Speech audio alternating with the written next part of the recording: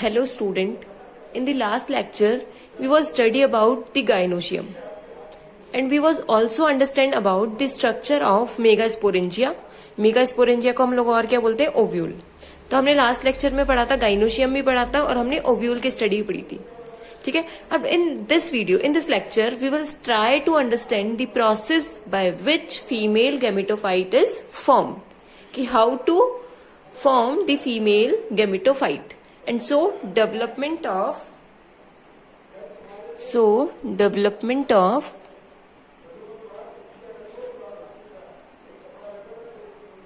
female gametophyte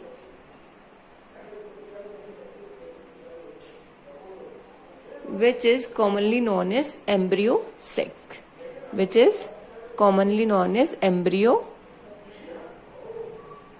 sac. So firstly let me draw the ovule. This is placenta. Placenta के बाद हमारा क्या है, ओव्यूल कैसे बनता है. ये हमने लास्ट लेक्चर में पढ़ा ही था. अब इसके अंदर ये वाला जो पार्ट है उसको हम क्या बोलते हैं, न्यूसिलस.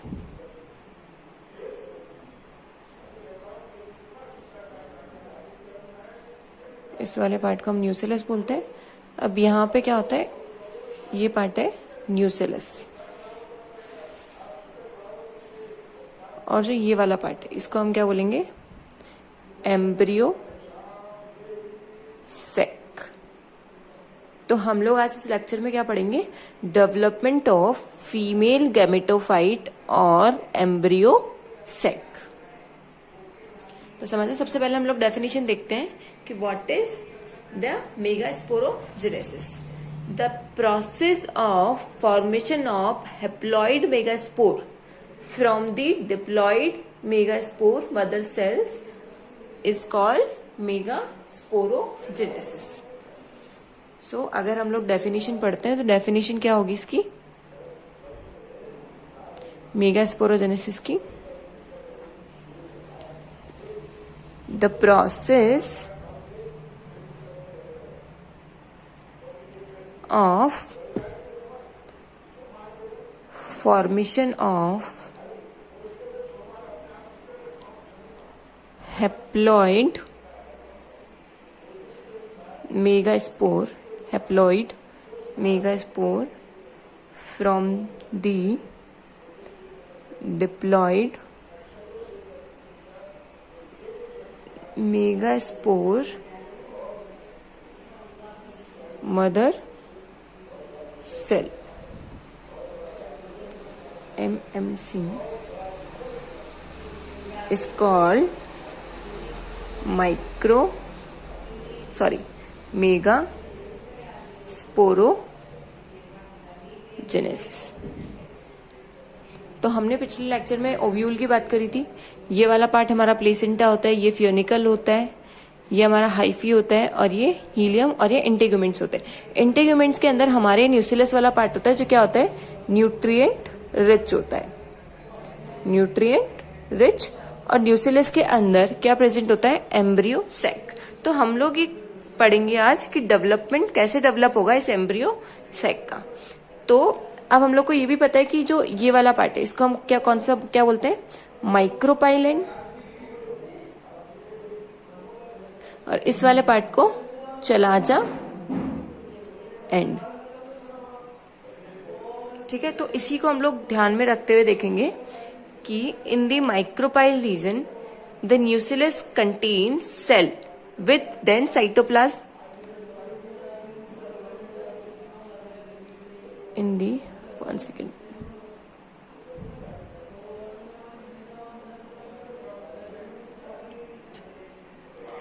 This is micropyle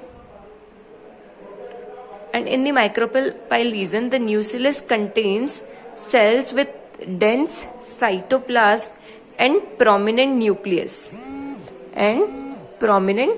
nucleus which is differentiated into a single megaspore mother cell. ठीक है। अब megaspore mother cell is diploid and undergo meiosis. Firstly ये मेगा हमारा क्या है, एमएमसी।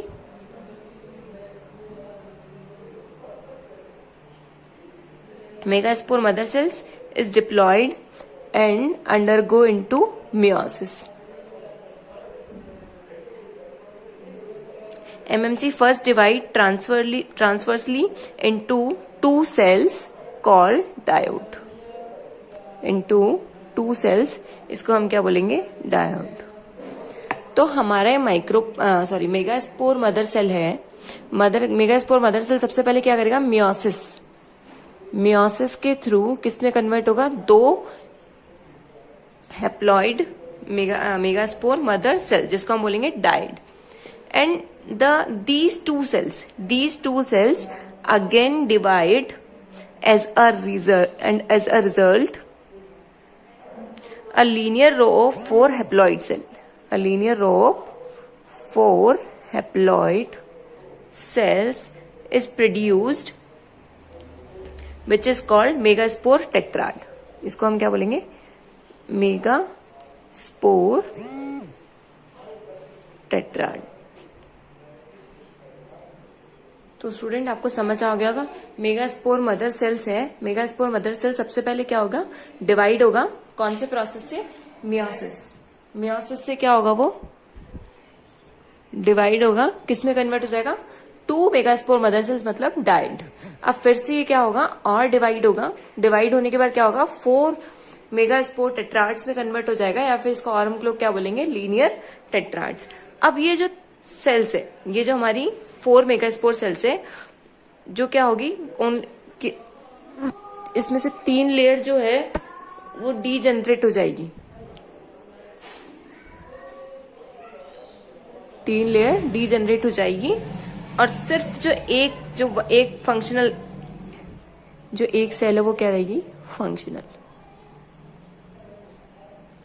तो समझ आया, ये 4 मेगास्पोर मदर सेल्स थी। 4 मेगास्पोर मदर सेल्स के अंदर 3 जो होगी वो डीजनरेट हो जाएगी, और एक ही हमारी क्या रहेगी, फंक्शनल रहेगी। The one functional megaspore develops into the female gametophyte or embryo sac. This is called monosporic development. तो ये हमारे एम्ब्रियो सेक का कैसे डेवलपमेंट हुआ, कैसे एम्ब्रियो सेक बन रहा है, एम्ब्रियो सेक कैसे डिवाइड हुआ। डिवाइड होने के बाद अगर हम लोग बात करेंगे अब आगे, mega gametogenesis.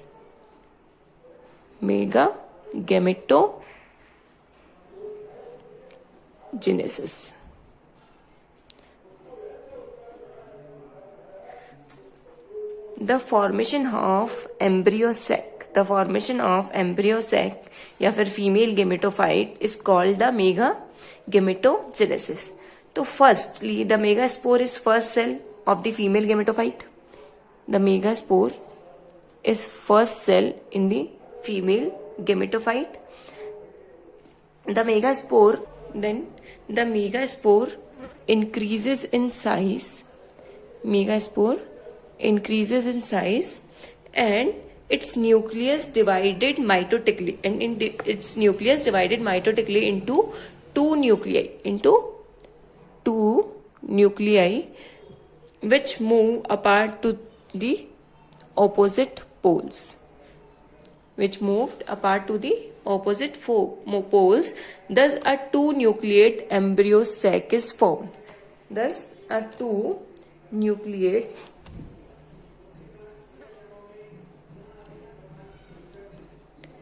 Embryo sac is formed. The two daughters nuclei undergoes another mitotic division. पिछले मेगास्पोरोजेनेसिस के अंदर हम पढ़ रहे थे वो मियोटिकली या फिर मियोसिस के थ्रू वो 2 सेल स्टेज या 4 सेल स्टेज में डिवाइड हो रहा था, बट यहाँ पे क्या होगा, माइटोटिकली किसमें डिवाइड हो रहा है, माइटोटिक डिवीजन हो रहा है, और किसमें, 2 सेल स्टेज में डिवाइड हो रहा है। 2 सेल स्टेज में डिवाइड होने के बाद ये क्या होगा, the 2 daughter cells undergo another mitotic division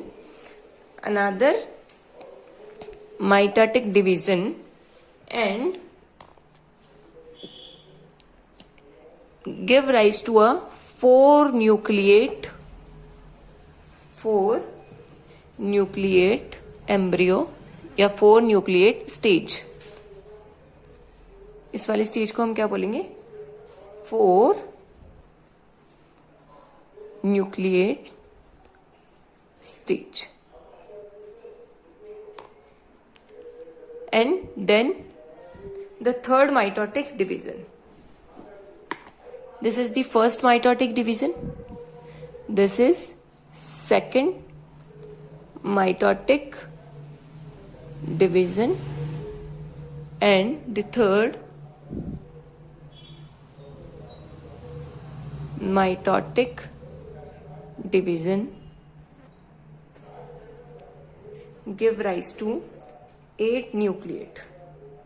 Give rise to 8 nucleate 7 celled nuclei. 1 2 3 4 5 6 7 8 8 nucleate 7 celled embryo sac. The central cells, अब हम लोग the central cell contain 2 nuclei. The central cell contain 2 nuclei which is known as polar nuclei, which is known as polar nuclei. The 3 nuclei at the micropyle end. This is the micropyle end, or this is Chalaja end. The 3 nuclei at the micropyle region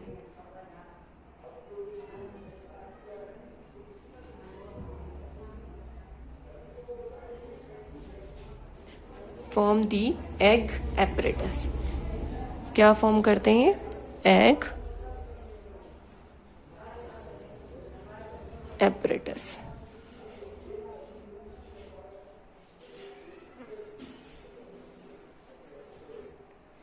In the egg apparatus, the middle cell is the largest cell.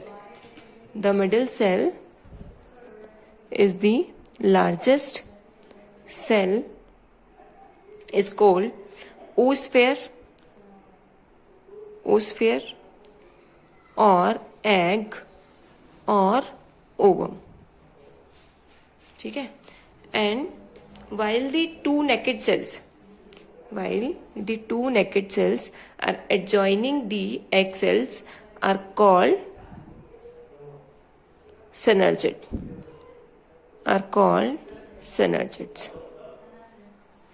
So the central cell contain 2 nuclei are known as polar nuclei, and the 3 nuclei at the micropyle region form the egg apparatus. In the egg apparatus, the middle cell is the largest and is called the egg, ovum or oosphere, while the other 2 naked cells are adjoining the egg cells are called synergid. Now, the 3 nuclei at the chalagal end. The 3 nuclei at the chalagal end are surrounded by the cytoplasm,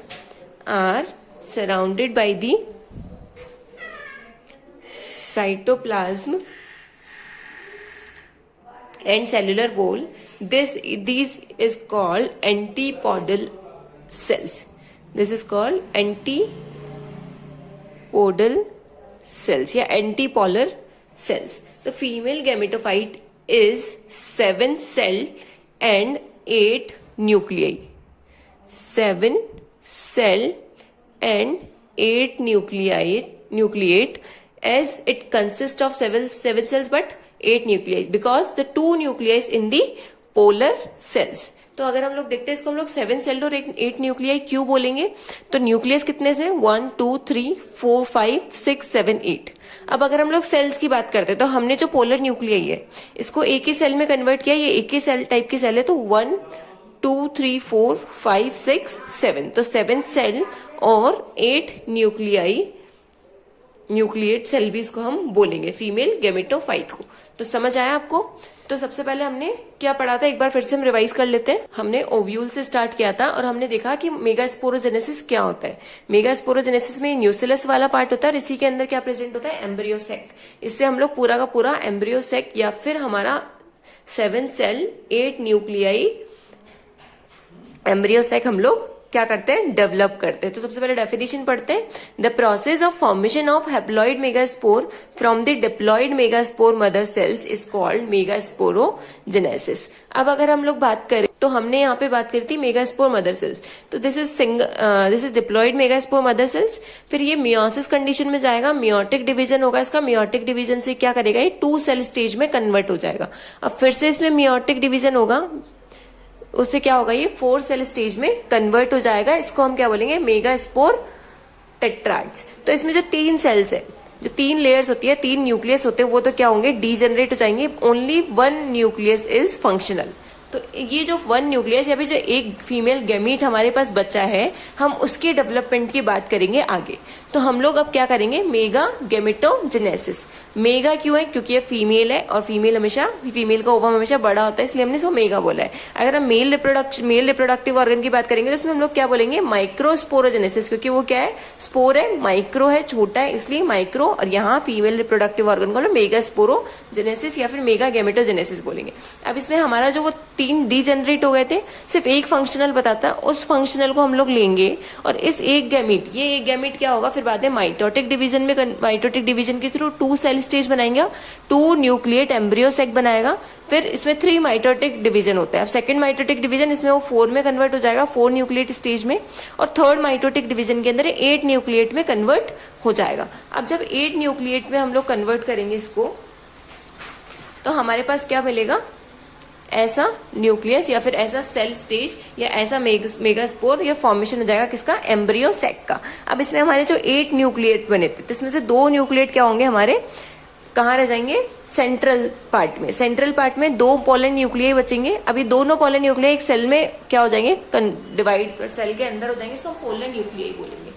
उसके बाद हम लोग बात करते हैं जो 3 nucleus है, वो 3 न्यूक्लियस कौन से किस तरफ चले जाएंगे, माइक्रोपाइल एंडी की तरफ, और जिसके अंदर से क्या बनाएंगे, एक एग एपरेटस। इन तीनों को हम क्या बोलेंगे, एग एपरेटस। जिसके अंदर जो बीच वाला पार्ट है उसको हम ओवम या एग बोलते हैं, और जो साइड के जो 2 एडजेसेंट सेल्स जो होती है उसको हम क्या बोलेंगे, सिनर्जिड। अब जो सेकंड पार्ट है इसमें पोलर न्यूक्लियर, थर्ड जो हमारा चलाजल एंड की तरफ चले जाता है इसको एंटीपोडल सेल्स बोलते हैं। और ये 3 न्यूक्लियस इसको हम एंटीपोडल सेल्स बोलेंगे। ये इतना समझ आ गया। अब यह सिनर्जिड के अंदर यहाँ पे एक फॉर्मेशन होगा जिसको हम बोलेंगे फिलीफॉर्म एपरेटस। फिलीफॉर्म एपरेटस,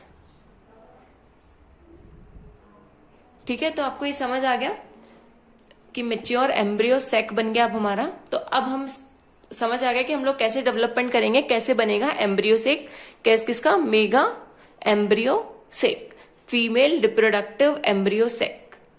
अब हम लोग नेक्स्ट पढ़ेंगे पॉलिनेशन, कि मेल और फीमेल रिप्रोडक्टिव ऑर्गन का कैसे पॉलिनेशन के थ्रू क्या होता है, रिप्रोडक्शन होता है। तो सबसे पहले हम पढ़ेंगे क्या, पॉलिनेशन। कौन से लेक्चर में, नेक्स्ट लेक्चर में। Thank you.